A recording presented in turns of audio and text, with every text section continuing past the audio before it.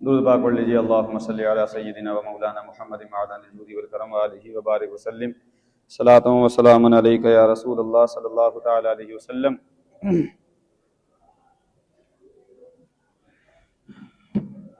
بسم اللہ الرحمن الرحیم۔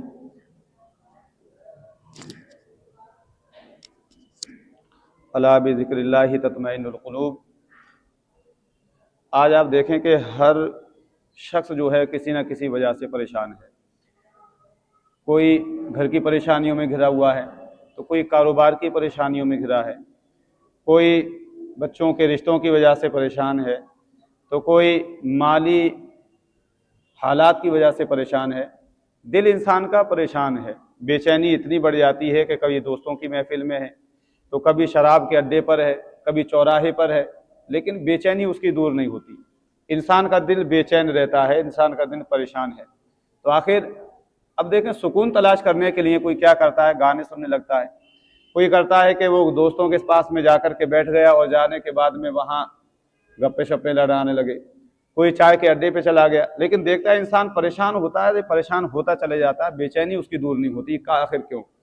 جب ہم نے قرآن سے پوچھا ہے قرآن تو بتا کہ انسان پریشان ہے، دل کا سکون کہاں ہے؟ تو قرآن نے اعلان کیا الا بذکر اللہ تطمئن القلوب، کہ خبردار، بے شک جو اللہ کا ذکر کرتے ہیں سکون انہی کے دل کو ملتا ہے نا۔ جو سکون ہے، جو چین ہے، وہ اللہ کے ذکر میں ہے۔ دیکھیں، اللہ رب العزت نے دل بنایا ہے لیکن اس کا سکون اپنے پاس رکھا ہے۔ تو جو اللہ کا ذکر کرتا ہے، اللہ کا نام لیتا ہے، فرمایا کہ اللہ کے ذکر میں دلوں کا چین ہے، سکون ہے۔ اگر چین چاہتے ہو، سکون چاہتے ہو، تو اللہ کے ذکر کو اپنی زبان پر جاری و ساری کر لو۔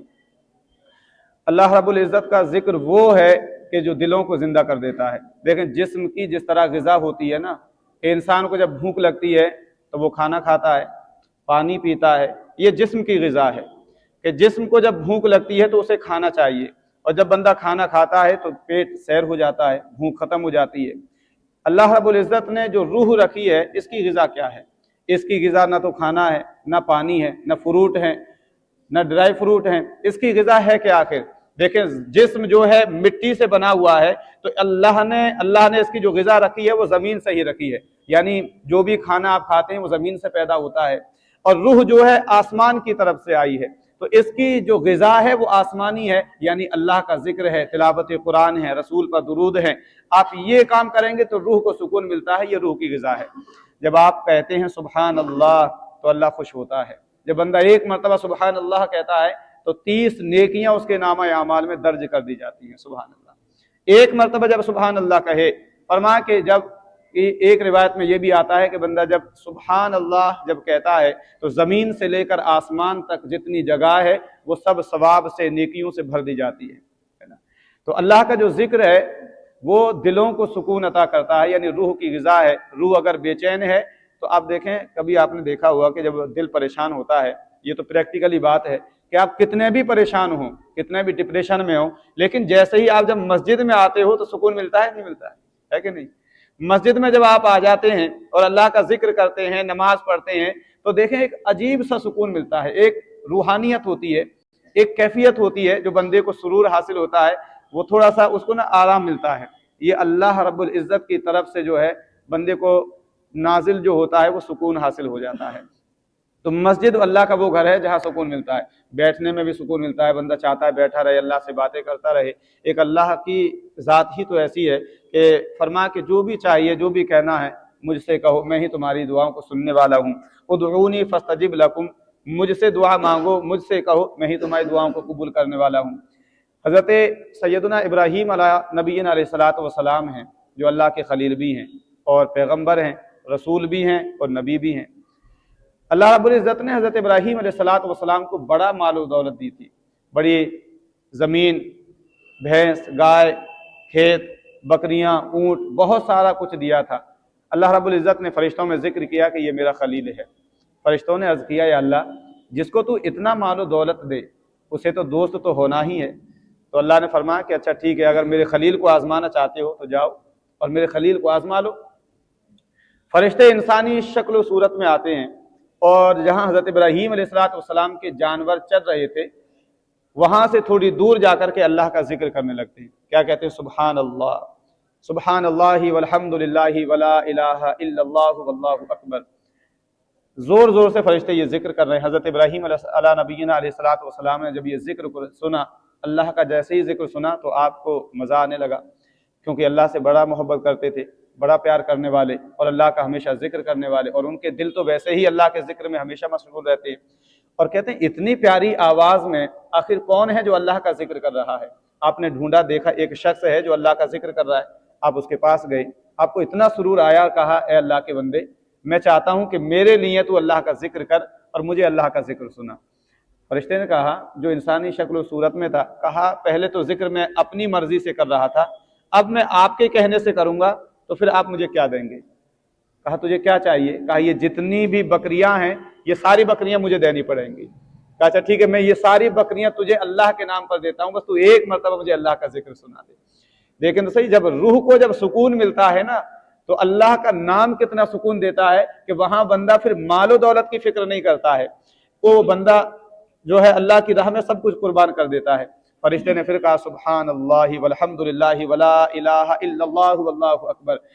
हज़रत इब्राहीम अलैहिस्सलाम को इतना मज़ा आया, इतना सुकून आया, वो कैफियत तारी होती है, अब झूमने लगते हैं और फिर कहते हैं कि यार और कर। कहा अब तो माल भी खत्म हो गया आपका, जो आपने मुझे दिया था उसकी मुद्दत खत्म हो गई, अब आप क्या देने वाले हैं? कहा ये जितने ऊँट हैं ये सारे ऊँट मैं तुझे देता हूँ, अल्लाह का जिक्र कर। सुभान अल्लाह। अब देखें कि कितना दिल सुकून में आता है और कितने मस्त हो जाते हैं। हज़रत इब्राहीम अलैहिस्सलाम ने कहा ये सारे ऊँट तेरे हैं। वो फिर जिक्र करता है, सुभान अल्लाहि वल्हम्दुलिल्लाहि वला इलाहा इल्लल्लाहु वल्लाहु अकबर। जब इतना कहा, हज़रत इब्राहीम अलैहिस्सलाम पर एक कैफियत तारी होती है, अल्लाह की मोहब्बत का रंग चढ़ता है, और इतने अल्लाह रब्बुल इज़्ज़त की मोहब्बत में ऐसी कैफियत तारी हो जाती है, मस्त हो जाते हैं, झूमने लगते हैं। अल्लाह के नाम को सुनकर के रूह को सुकून मिलता है। वो जब खामोश हो गया तो कहा, बंदे क्यों खामोश हो गया? तू अल्लाह का नाम फिर ले। कहा अब क्या दोगे? कहा ये जितनी जो है भेड़ बकरियां और ये जितने भी भैंस हैं, गाय हैं, ये सब मैं तेरे हवाले करता हूँ। आपने वो भी दे दिया। उसने फिर जिक्र किया, ला इलाहा इल्लल्लाहु सुब्हान अल्लाहि वल्हम्दुलिल्लाहि वला इलाहा इल्लल्लाहु वल्लाहु अकबर। सब कुछ दे दिया, लेकिन जो रूह को जो सुकून मिलना था, जो दिल को जो सुकून मिल रहा था, अभी कैफियत खत्म नहीं होती है। अब परेशान हो जाते हैं कि यार अब क्या किया जाए। अब वो जो बंदा जब रुक जाता है, कहता है कि अब तो माल भी आपका सारा खत्म हो गया। कहा तू अल्लाह के लिए और अल्लाह का जिक्र कर, मैं तुझे सब कुछ देने के लिए तैयार हूं। कहा सब कुछ तो आपने दे दिया, माल दे दिया, ऊंट आपने दे दिए, आपने बकरियां भी दे दी, सब कुछ तो दे दिया है, अब आपके पास में क्या है? हजरत इब्राहीम अलैहिस्सलाम ने कहा कि यार ये बता, इतनी मालो दौलत जो मैंने तुझको दिया है, इतने जानवर हैं, इतनी बकरियां हैं, इतने ऊंट हैं, इतनी गाय भैंसे हैं, अरे इनको चराने के लिए कोई नौकर भी तो चाहिए ना तेरे पास में। लिहाजा मैं तुझसे कुछ भी माल तलब नहीं करता हूं, तू मुझे नौकर के लिए मुझे रख ले, नौकरी पर रख ले, मैं तुझसे खाना नहीं मांगा करूंगा, तेरे जानवरों को जो है चलाया करूंगा, तेरे जानवरों की खिदमत करूंगा, बदले में मुझे अल्लाह का जिक्र सुना दिया करना। सुभान अल्लाह। ये आप देखें, सब कुछ लुटा दिया, सब कुछ कुर्बान कर देते, कहते हैं कि मैं बदले में अल्लाह का, सिर्फ मुझे अल्लाह का जिक्र सुना दिया करना, मैं तुझे सब कुछ देने के लिए तैयार हूँ। हजरत मूसा अलैहिस्सलाम को एक दिन ख्याल आया, आप जंगल में कहीं जा रहे थे, सोचने लगे कि क्या मुझसे भी ज्यादा कोई अल्लाह का जिक्र करने वाला है? मैं तो अल्लाह का नबी हूँ, क्या कोई है जो अल्लाह का जिक्र मुझसे भी ज्यादा करने वाला है? अल्लाह रब्बुल इज़्ज़त ने उनके ऊपर वो हालात को जाहिर करना था। अल्लाह रब्बुल इज़्ज़त ने जंगल के तमाम चरिंद परिंदों को हुक्म दिया कि वो अपनी अपनी आवाज़ में मेरा जिक्र करें। सुभान अल्लाह, अपनी अपनी आवाज़ में मेरा जिक्र करें। अब जब ये हुक्म दिया तो तमाम चरिंद परिंद अपनी खूबसूरत आवाज़ में अल्लाह का जिक्र करने लगे। सुभान अल्लाह। हज़रत मूसा अलैहिस्सलाम ने जब सुना चारों तरफ से आवाज़ आ रही है, सजदे में गिर गए और कहा, या अल्लाह, वाकई में हर एक चीज़ तेरी तस्बीह करने वाली है। हज़रत मूसा अलैहिस्सलाम से अल्लाह ने फरमाया कि मूसा अपना असा ज़मीन पर मारो। हज़रत मूसा अलैहिस्सलाम ने अपना असा जैसे ही ज़मीन पर मारा, पानी का चश्मा जारी होता है। कहा अब पानी पर अपना असा मारो। पानी पर मारा तो वहां से एक पत्थर नमूदार होता है। कहा अब इस पत्थर भी अपना असा मारो। जब पत्थर पर असा मारा तो पत्थर शाख हो जाता है, वहां से एक सब्ज परिंदा निकलता है। सुभान अल्लाह। हजरत मूसा अलैहिस्सलाम ने देखा कि वो सब्ज परिंदा अल्लाह का जिक्र कर रहा है, अल्लाह के जिक्र में मशगूल है। मूसा अलैहिस्सलाम ने कहा, ए परिंदे, तू कितनी साल से यहाँ अल्लाह का जिक्र करता है?